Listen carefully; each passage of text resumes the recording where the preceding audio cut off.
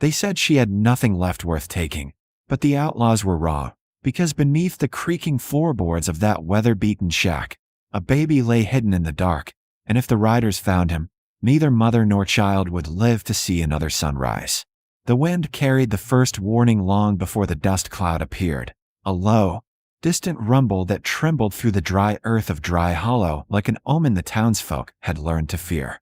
Eliza Mae Carter froze in the doorway of her small cabin, her fingers tightening instinctively around the worn wood as her eyes scanned the horizon, and though no one had yet shouted, no bell had rung, she knew they were coming again. The Black Vultures never sent word, never announced their arrival with anything but terror itself, and already she could see figures in the distance, dark shapes cutting through the golden haze of late afternoon, riding hard and fast toward the town like wolves that had caught the scent of blood. Behind her, from within the dim interior of the cabin, came a soft, fragile sound, a whimper, barely more than a breath, but to Eliza it struck louder than thunder. She turned at once, crossing the room in hurried, silent steps, her heart pounding so violently she feared it might betray her, and knelt beside the loose planks near the hearth where a small hollow space had been carved out with trembling hands weeks ago, the only place she had been able to think of, the only place no one would think to look. "Shoo! Hush now," she whispered, lifting the bundled infant into her arms, her voice shaking despite her effort to stay calm, and the baby's tiny fingers curled against her dress, as if sensing her fear, his cries threatening to rise again. He was too young to understand silence, too small to know that a single sound could cost him everything, and Eliza pressed him gently against her chest, rocking him as tears burned in her eyes, because this child, this innocent, helpless boy, was the last piece of a man who had died trying to do what was right. Deputy Samuel Carter had believed the law could tame the wild edges of this land, had believed justice could stand against men like the Black Vultures, and it had cost him his life, left broken in the dust just beyond the town limits, while the very men he hunted rode away laughing. They had taken her husband, her safety, her future, but they would not take her son, not while she still drew breath. Outside, the rumble grew louder, now unmistakable, and distant shouts began to echo through Dry Hollow as doors slammed and windows shuttered, the town folding in on itself like a creature trying to disappear before a predator's gaze. Eliza moved quickly, wrapping the baby tighter in a faded blanket, pressing a soft cloth near his mouth to muffle any sound without harming him, her hands trembling so badly she nearly dropped him as she lowered him into the narrow space beneath the floor. "Please, just for a little while," she whispered, brushing her lips against his forehead before placing the boards back over him, leaving only the faintest gap for air, her heart breaking with every second she could no longer see him. She forced herself to stand, to breathe, to wipe the tears from her face, because fear would not save them now. Only silence, only stillness, only the hope that the men riding into town would overlook one small, broken house on the edge of everything. But hope had never been enough where the Black Vultures were concerned. The thunder of hooves erupted into the streets moments later, sharp and violent, accompanied by cruel laughter and the unmistakable crack of gunfire fired into the air, just to remind the town who held power. Eliza stepped back from the center of the room as shadows passed across her windows, her pulse roaring in her ears, and then came the sound she dreaded most, boots on the porch, heavy and deliberate, followed by the slow creak of wood beneath their weight. A fist slammed against the door without warning, once, twice, hard enough to rattle the hinges, and she flinched despite herself, her gaze darting instinctively toward the floor where her child lay hidden. "Open up," a voice barked from outside, rough and impatient, and she knew better than to refuse, knew that defiance would only bring worse, so she forced her legs to move, each step toward the door feeling like a march toward her own execution. Her hand hovered over the latch for a brief, desperate moment, her breath catching as she whispered a silent prayer she wasn't sure anyone would hear. Then she pulled it open. The man standing there smelled of sweat, whiskey, and dust, his eyes sharp and searching as they swept over her with thinly veiled contempt, a cruel grin tugging at his lips as he leaned one shoulder against the frame. "Well now," he drawled, glancing past her into the dim interior of the cabin. Looks like we got ourselves a quiet one." Behind him, more riders moved through the street, dragging crates, shouting orders, their presence filling the town with chaos. But this man's attention remained fixed on her, predatory and curious, as if sensing there was more beneath the surface. Eliza kept her hands at her sides, her posture rigid, her face carefully blank despite the storm raging inside her, because one glance, one misstep, one flicker of fear in the wrong direction could lead him straight to the truth. "You alone in there?"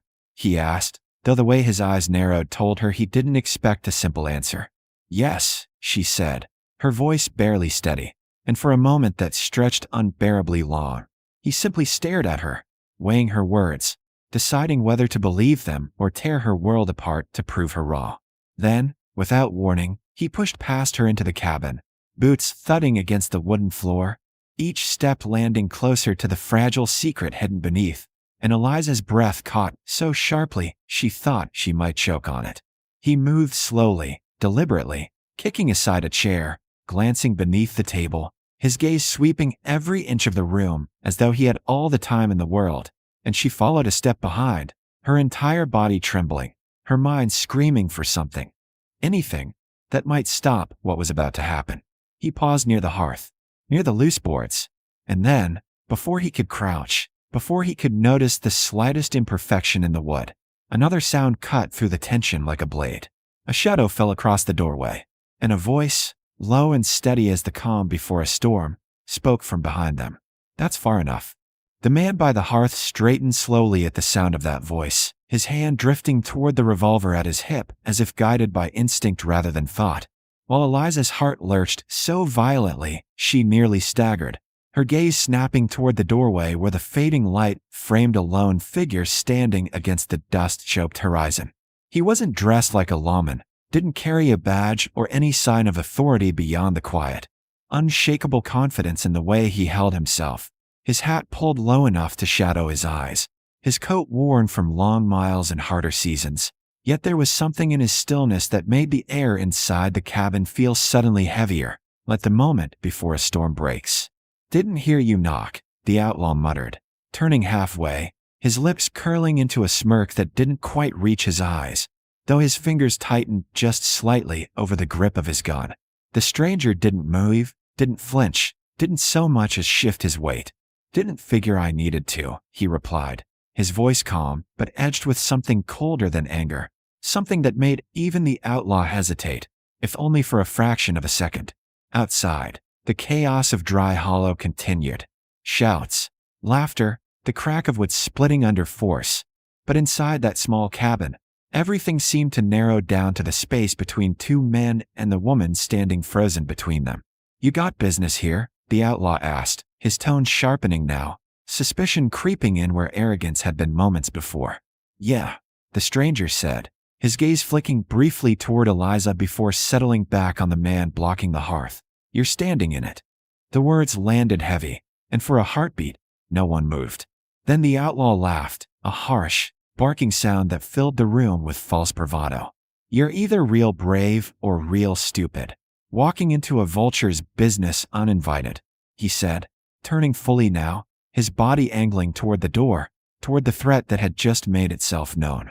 "Name's Cole Turner," the stranger replied evenly, as if introductions were all that mattered in a moment like this, as if the name alone might carry weight. And perhaps it did, because something flickered in the outlaw's expression, a brief tightening around the eyes, a recognition quickly masked.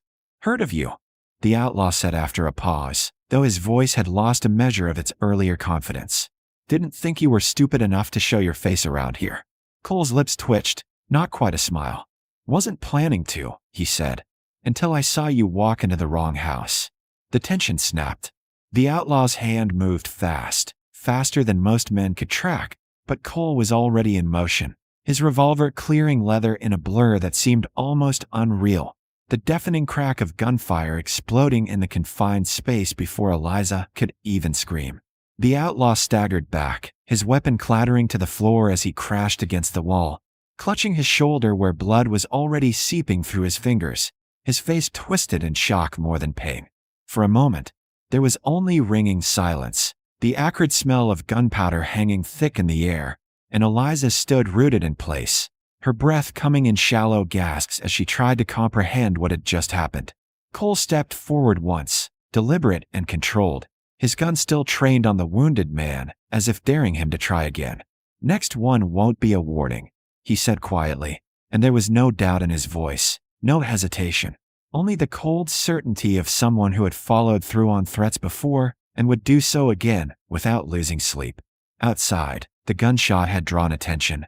Boots thundered toward the cabin, voices shouting questions and curses, and the wounded outlaw's expression shifted from shock to something darker, something vengeful as he spat blood onto the floor. "You just signed your death warrant," he hissed. Though the edge of fear in his tone betrayed him, Cole didn't answer, didn't need to. Instead, he reached down with his free hand, grabbing the man by the collar and hauling him upright with surprising ease, dragging him toward the door just as two more riders appeared on the porch, their weapons half drawn, confusion flashing across their faces at the sight before them. "Take him," Cole said simply, shoving the injured man forward, forcing the others to catch him or let him fall, "and get out." "You think you can just," one of them started, anger flaring, but Cole's gun shifted ever so slightly, steady and unwavering, and whatever argument had been forming died in the man's throat.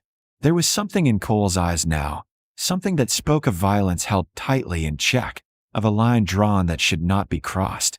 And even outlaws who thrived on fear understood when they were staring at a man who had none left to lose. "We'll be back," the other rider growled, backing away slowly, helping their wounded companion onto his feet, his gaze flicking between Cole and Eliza, as if trying to memorize their faces for later. "You won't like what happens when we do." Cole didn't respond, didn't lower his weapon until the men had retreated, their footsteps fading, their voices swallowed again by the chaos outside as they regrouped with the rest of the gang. Only when the immediate danger had passed did the tension in his shoulders ease, though he didn't fully relax, didn't turn his back to the open doorway, as if expecting trouble to return at any moment. Eliza realized then that she was shaking, her entire body trembling with the aftermath of fear and the sudden, violent shift in her world, and she reached out blindly for the table to steady herself, her legs threatening to give out beneath her. Cole noticed, his gaze softening just slightly as he holstered his gun and stepped closer, though he kept a respectful distance, as if aware that too much too soon might send her spiraling again. "You all right?" he asked, his voice quieter now, stripped of the hard edge it carried moments before. Eliza opened her mouth to answer, but no words came, only a fragile nod that felt inadequate compared to the storm raging inside her. Her eyes darted, almost involuntarily, toward the hearth, toward the loose board she prayed he hadn't noticed, but of course he had. Of course a man like him would miss nothing.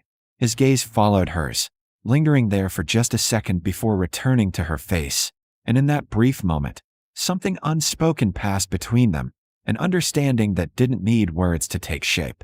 "They'll come back," he said after a beat, not as a threat, but as a simple truth, one that hung heavy in the air between them.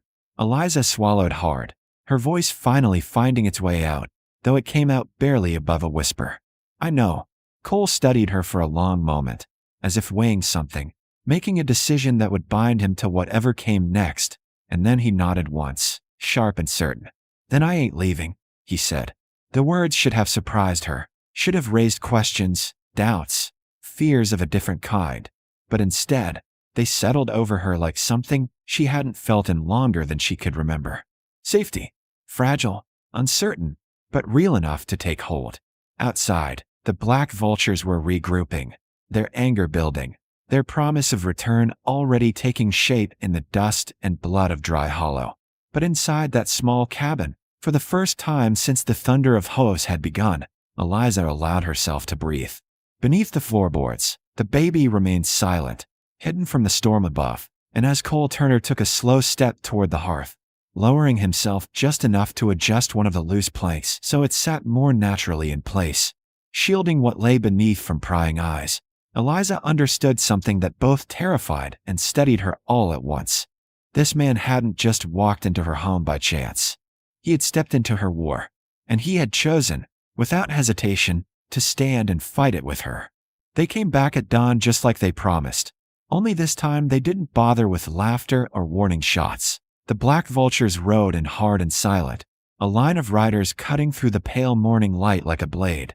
Their numbers doubled, their intent written in the way they spread out across dry hollow with rifles drawn and torches ready, and every man, woman, and child in town felt it in their bones. This wasn't a raid, it was a reckoning. Eliza had been awake long before the first hoof struck dirt, sitting near the hearth with the baby in her arms, her eyes hollow from a night without sleep, while across the room Cole Turner leaned against the wall, hat low, gun belt strapped tight, every inch of him coiled and ready like a man who had already lived this moment a dozen times and survived by being faster than death itself. "It's time," he said quietly, pushing off the wall as the distant thunder grew louder. And though his voice carried no fear, it carried weight, the kind that came from knowing what was about to be lost if they failed. Eliza nodded, her fingers tightening around the child for just a second before she forced herself to stand, crossing to the hidden space beneath the floor where a deeper compartment had been reinforced through the night, stronger, safer, a place meant not just for hiding, but for surviving what was coming. She knelt, placing the baby gently inside, her hands lingering as his small fingers wrapped around hers. And for a moment, the world narrowed to that single touch, that fragile connection that gave her the strength to do what had to be done. "Stay quiet for Mama," she whispered, her voice breaking despite her effort, before sealing the boards into place and rising with a steadiness that hadn't been there before. She turned, and Cole was watching her, something like respect in his eyes, something like understanding. "You don't have to do this," he said, though they both knew the words were hollow, because there was no version of this story where she stepped aside and let someone else fight for her life.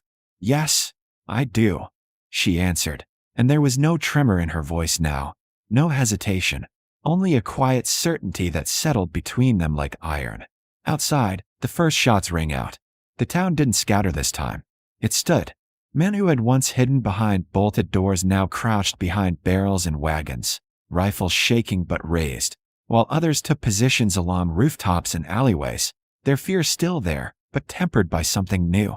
Something Cole had sparked the moment he refused to walk away. The Vultures rode straight into that resistance, their leader at the front, a tall, scarred man with eyes like cold steel and a voice that carried across the chaos as he shouted the order to burn it all down. The street erupted. Gunfire cracked in rapid succession, splintering wood, shattering glass, sending dust and smoke into the air until the entire town seemed swallowed by it, and Cole moved through it like a force of nature, his draw quick, his aim deadly, each shot precise and final as he cut down the first wave of riders before they could fully spread out. "Hold your ground," he barked to the townsfolk, his voice cutting through the panic, anchoring them, giving shape to their fears so it didn't consume them. Eliza stayed close to the cabin at first, her rifle clutched tightly in her hands, her breath coming sharp and fast as she watched the violence unfold, every instinct screaming at her to run, to hide, to survive. But then she saw one of the riders break through the line, heading straight toward her home, toward the place where her child lay hidden beneath thin boards and borrowed hope. Something inside her snapped. The fear didn't vanish, it hardened. She stepped forward, raising the rifle the way Cole had shown her just hours before, her hands steady despite the chaos around her. And when the rider drew closer, his grin already forming at the sight of what he thought was an easy target, she pulled the trigger. The recoil jolted through her shoulder, the sound deafening in her ears, and the man tumbled from his horse before he even understood what had happened, his body hitting the dirt in a cloud of dust that hung in the air like proof that she had crossed a line she could never uncross. For a moment, everything seemed to slow, the weight of what she'd done pressing down on her. But there was no time for doubt, no space for regret, because the battle raged on and her child still needed her to stand. Across the street, Cole caught sight of her, saw the fallen rider, the rifle still raised in her hands, and something shifted in his expression, not surprise, not fear, but a fierce, quiet pride that fueled him as he turned his attention back to the fight, cutting through two more men before locking eyes with the one he had been waiting for. The leader, the man who had turned this town into a graveyard long before today. They faced each other across the dust and smoke, the world narrowing once again to a single moment balanced on the edge of violence, and then they moved. The draw was near simultaneous, the shots echoing together in a thunderclap that seemed to silence everything else. And for a heartbeat it was impossible to tell who had won.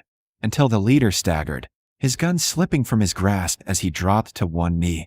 Disbelief etched across his face before he collapsed into the dirt like so many before him. The sight broke something in the remaining vultures.